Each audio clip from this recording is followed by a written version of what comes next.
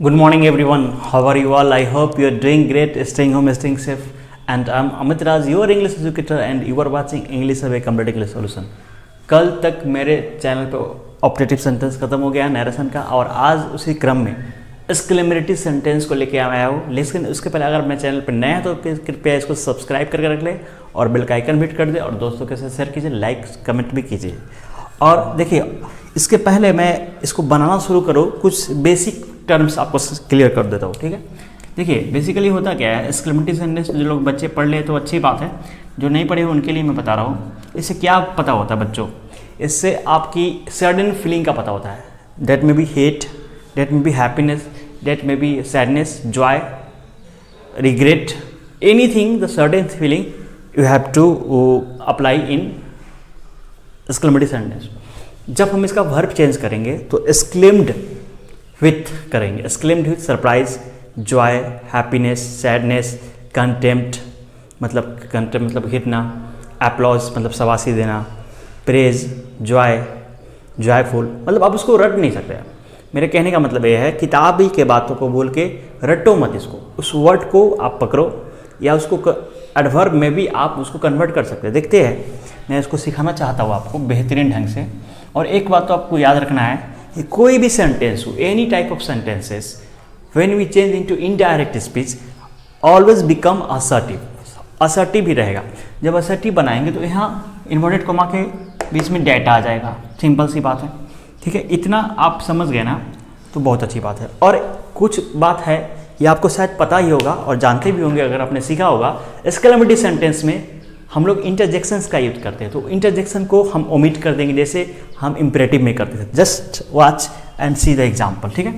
हम शुरू से शुरू करेंगे। देखिए, इस तरह के सेंटेंस आपने देखा है क्या? If I were A bird, अगर मैं एक चिड़िया होती, it is which type of sentence? Second condition, अगर आपने पढ़ा होगा तो देखिए, तो यहाँ पे सिंपल सी बात है, आई के साथ वाज लगता है लेकिन वर लगाया है। क्यों लगाया आपको पता होगा। It is simple to type to imagination, तो हाँ आई के साथ वर्ड लगेगा, किसी भी सब्जेक्ट के साथ वर्ड लगेगा इमेजिनेशन में। देखिए सी, ठीक है। अब इमेजिनेशन का मतलब है कि उसने इमेजिन किया यानी कि विस्ट किया, तो यहाँ पे दो वर्ब आ सकता है। देखिए, सी इमेजिन्ड, ठीक है, या विस्ट। यहाँ बुक में तो विस्ट दिया गया है, लेकिन मैं इमेजिन अपने मन से बता रहा हूँ। देखिए, क्यों आपको लगे सर अपने मन से, मतलब बुक से? देखिए, होता क्या ना कि आपको कंसेप्ट समझना होता है। जब आप कंसेप्ट समझोगे, ये रट्टा मारने वाला झंझट खत्म। तो सी इमेजिन, सी विस्ट लिख दीजिए, इमेजिन लिख दीजिए, इफ को हटाइए, डैट लिखिए। अब इफ यहाँ पे क्या, देखो आप समझेगा बात करते हैं। इफ यहाँ पे वो वाला इफ नहीं है जो हम लोग इंट्रोगेटिव में लिखते। इफ सी आई कौन है? सी है। She would be a bird, देखिए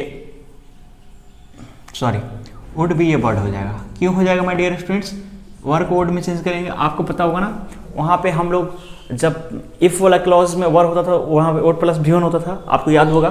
सो उस तरह का काम करना है। She imagined, she wished that she would be bird. इस तरह के सेंटेंस हम लोग अक्सर एक्सक्लेमेटरी में देखते हैं। अब बच्चों को कन्फ्यूजन होता है कि ये विश नहीं, this is not optative sentence, this is called exclamatory sentence, ठीक है। एक्सक्लेमेटरी में भी आप, ऑप्टेटिव में भी आप इसको डाल सकते हो, लेकिन आपको बनाना ऐसे है, ठीक है। She wished that she would be bird, he wished, यहाँ भी विश लगा दे, दैट ही वुड, ठीक है, वुड लगा दिया। अब देखिए, वुड बी तो लगाना है ना, होने का सेंस हो रहा है, वर तो होना ही होता है ना।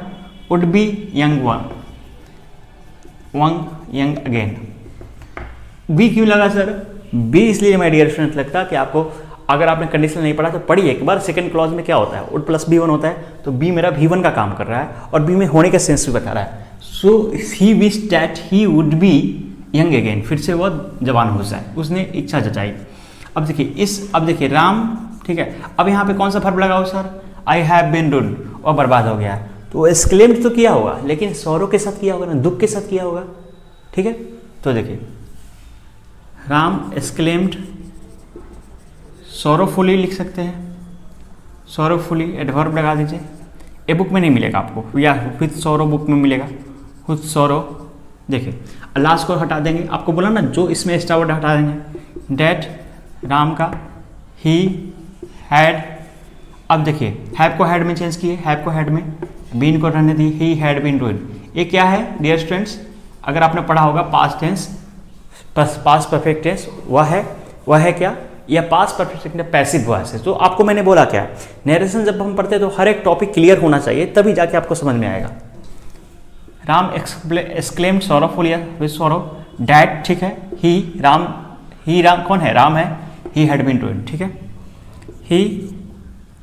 अब देखो वाव को काटेंगे, वाव को जरूरत नहीं है, लेकिन वाव से एक क्लू मिलता है ना कि वाव मतलब खुशी की बात हो रही है।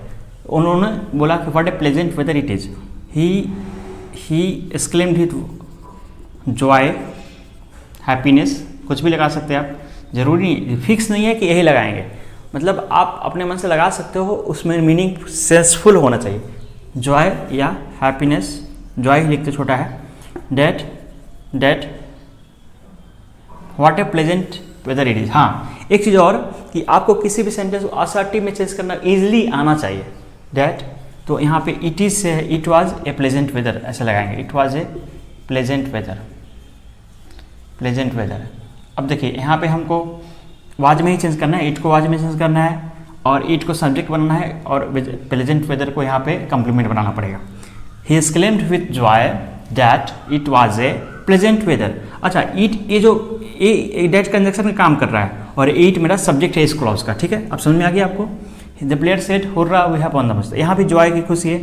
The player exclaimed with joy, the player exclaimed, joyfully भी लिख सकते हैं, joyfully, the player exclaimed joyfully that, we को दे में चेंज करेंगे, दे हैड विन ऑन।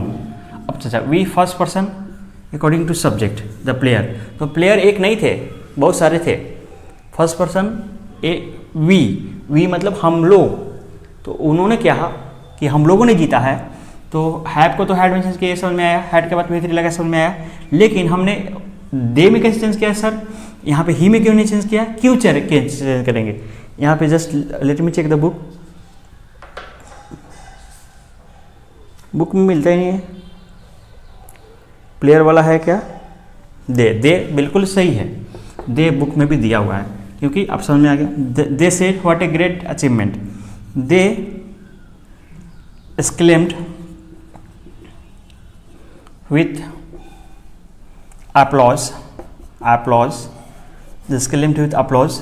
देखिए एक्सक्लेम्ड विथ applause करने का मतलब क्या है, उन्होंने प्रशंसा के साथ, तालियों के साथ, एक पॉजिटिव एनर्जी के साथ, वाइब्रेट के साथ बोले व्हाट ए ग्रेट अचीवमेंट, ठीक है।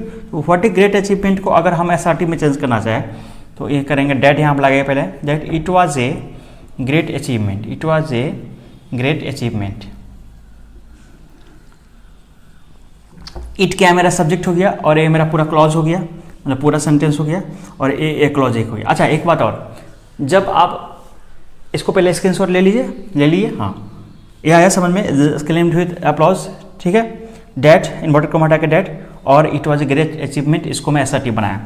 जब हम लोग एक्सक्लेमेटरी से एसआरटी बनाते हैं तो आपको क्या करना, what a beautiful boy, what a beautiful girl ऐसा है, ठीक है, तो it is a beautiful girl, लेकिन यहाँ वाज करना है, इसीलिए हमने वाज किया, सेड यहाँ है इसके लिए, it is a beautiful girl.